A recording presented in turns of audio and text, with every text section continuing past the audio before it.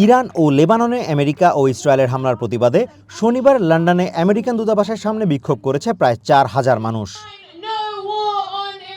যুদ্ধবিরোধী বিভিন্ন সংগঠন, ফিলিস্তিনপন্থী এবং বেশ কয়েকটি ইহুদি সংগঠন এই বিক্ষোভে অংশ নেয়। বিক্ষোভে অংশ নেওয়া ইরানিয়ানদের মধ্যে বর্তমান শাসকদের সমর্থক যেমন ছিল, তেমনি ছিল সরকার বিরোধীরাও। তবে সবাই কণ্ঠে কণ্ঠ মিলিয়ে ইরানে চলমান আগ্রাসনের বিরুদ্ধে প্রতিবাদ জানান।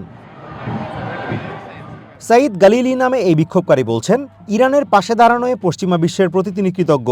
তবে সেখানে যে রক্তপাত চলছে তিনি তা কোনোভাবেই সমর্থন করেন না। We thank all the West for the support of Iranian uprising, but as a human being, everyone feeling that there is a bit sadness. অন্যদিকে শাহ নামে ইরানের এই সরকার সমর্থকের দাবি, রাজতন্ত্রের অবসানের মধ্য দিয়ে ইরানের স্বাধীনতা আরও দৃঢ় হয়। বর্তমান শাসকরাও আমেরিকার আগ্রাসনের কবল থেকে স্বাধীনতা চায়, তাই তিনি এই সরকারকে সমর্থন করেন বলে জানান।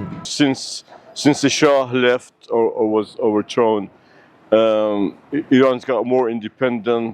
They've improved in all fields. Stop the war কোয়ালিশনের চেয়ার ক্রিস নিয়েনাম বলেন, নেতানিয়াহু এবং ট্রাম্প ইরানের জনগণের বিরুদ্ধে যে আগ্রাসন চালাচ্ছে তা কেবল সেখানে হত্যাযজ্ঞ আর বিশৃঙ্খলাই সৃষ্টি করছে না, বরং এটি মধ্যপ্রাচ্যকে একটি বড় যুদ্ধের মধ্যে ঠেলে দিয়েছে।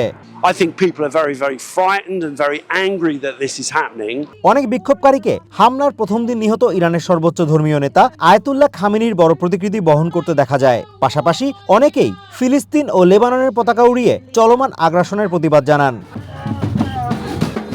গাজায় বোমা হামলার প্রতিবাদে যারা নিয়মিত কর্মসূচি পালন করে আসছিল, সেই একই সংগঠন এই বিক্ষোভের আয়োজন করে। Azimur Rashid Kanak, one international desk.